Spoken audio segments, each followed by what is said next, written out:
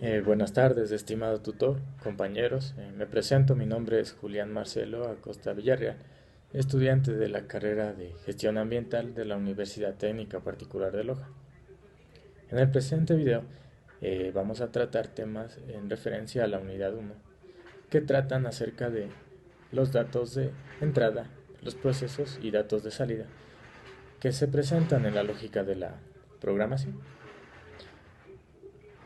Eh, Como pudimos ver en el texto básico, eh, dice una frase que si los datos no sirven, la información no sirve, basándose en un principio existencial denominado HIGO, que significa basura entra, basura sale. Esto nos explica que en la lógica de la programación, lo más importante que siempre en torno a lo que va a estar girando todo el proceso de aprendizaje va a ser en base a los datos que nos van a proporcionar la información requerida. Entonces, en el foro eh, que se presentó en la plataforma, se han suscitado tres problemas con el fin de ilustrar y esclarecer de manera didáctica cómo el flujo de información de los datos eh, se maneja para obtener un proceso de entrada en base a datos y poder obtener datos de salida. Que va. Entonces, en el primer caso, como ustedes pudieron ver, nos pide la superficie de una circunferencia.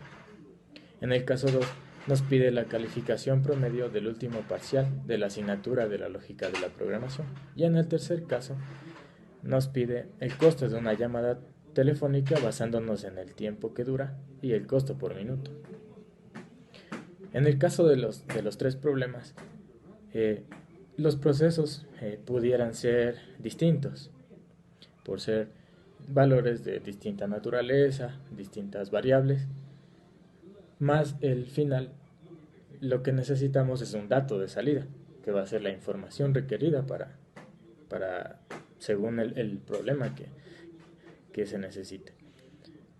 Entonces, para el primer caso, en el que necesitamos saber la superficie de una circunferencia, tenemos que diferenciar los datos de entrada, el proceso y los datos de salida. Para los datos de entrada necesitaremos saber el dato del radio y más pi, que eso ya lo tenemos proporcionado en las tablas numéricas, por default, si se puede decir. Entonces, como ustedes saben, eh, necesitaríamos el radio, que puede estar expresado en centímetros, en metros, y necesitamos el en el proceso ya vendría la fórmula que viene a ser el cálculo. Entonces, esta información va a ser basada en un cálculo exacto. Entonces, multiplicamos pi, que es 3,14, por el radio, ya sea en metros o centímetros.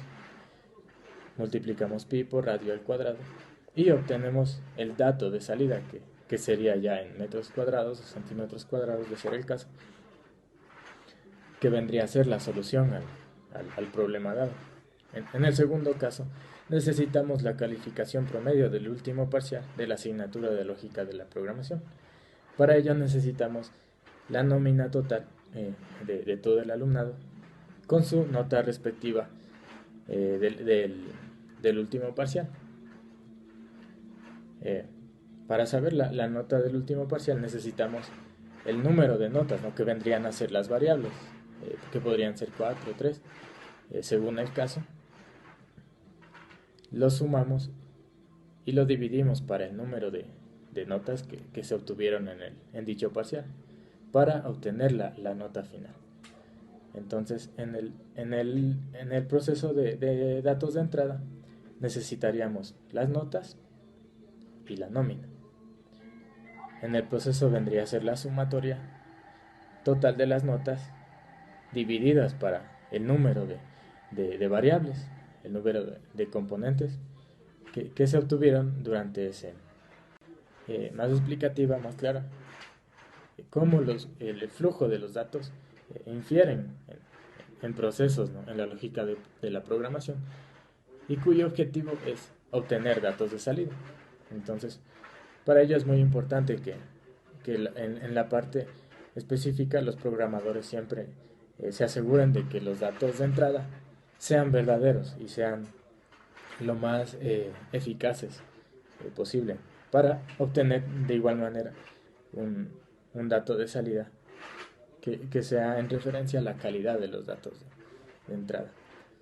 Eso básicamente, espero haya sido de ayuda el video y les envío un saludo a la distancia.